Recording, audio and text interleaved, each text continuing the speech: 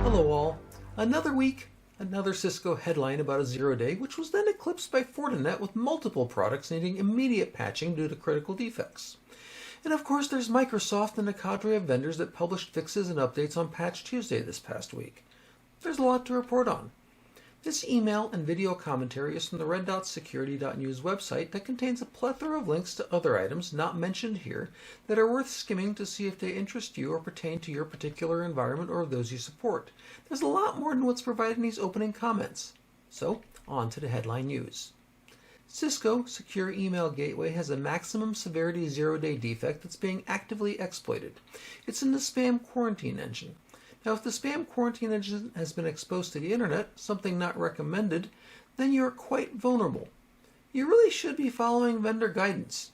If you use this in your environment, update as soon as you can to a fixed version. Fortinet released quite a few Forti patches for a bunch of Forti products. Forti fixes were released for Forti OS, Forti Switch Manager, Forti SIEM, Forti Sandbox, Forti SASE, Forti Phone, and more. If you have Forti anything, apply Forti updates ASAP. Microsoft Patch Tuesday was another whopper with either 112 or 114 defects patched, depending on who's counting, along with at least 3 zero-days. Obviously, you should check those out first to see where in your enterprise you might be vulnerable and prioritize items that have a likelihood of successful exploitation.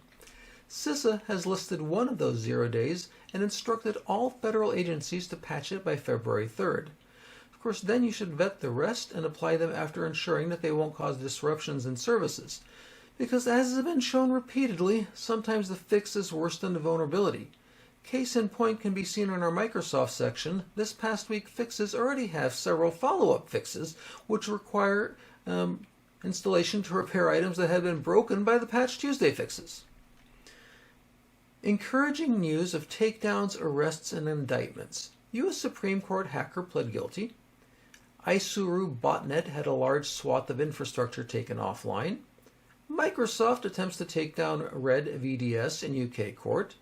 Europol arrested 34 members of Black Axe, and more items of good news. Hooray! Instagram data leak? 5 million accounts may have had their sensitive information exposed. The 2024 leak had been advertised recently on the dark web, and then users started receiving password change requests. Instagram quickly responded by fixing the API that allowed the threat actors to send those requests while maintaining that user accounts remain secure. You may want to log in, check your account, ensure you have MFA set, and reset your password just to be sure. SpaceX to get gigabit speeds. The Federal Communication Commission has given approval for Space Exploration Holdings, SpaceX, to increase their satellite constellation by up to 7,500 more birds, and to operate in additional altitudes and frequencies. They were given permission to increase power, which will boost the theoretical throughput.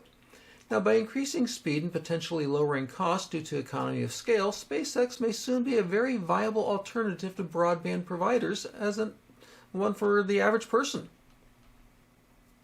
I'm so tired of seeing the word sophisticated tied to a cybersecurity article. It's practically ubiquitous. I show at least 65 RedDotSecurity.news newsletters with the word sophisticated in the headline. What exactly makes these breaches, attacks, and exploits sophisticated? While some indeed do bear the appropriate hallmarks such as reverse engineering an operating system and looking for a flaw to exploit, many headlines get the title of sophisticated simply because they involve a computer and the criminal made a moderate attempt to hide their activity. Oh, you logged in using stolen credentials, and you then copied files off the victim's network. Yeah, that's sophisticated, all right. Any script kiddie can download Evil Jinx and perform man-in-the-middle password token theft, but to the average news source, it's sophisticated. Ugh. We need to ban that word when it's used in relation to most cybercrime. It's practically lost all meaning.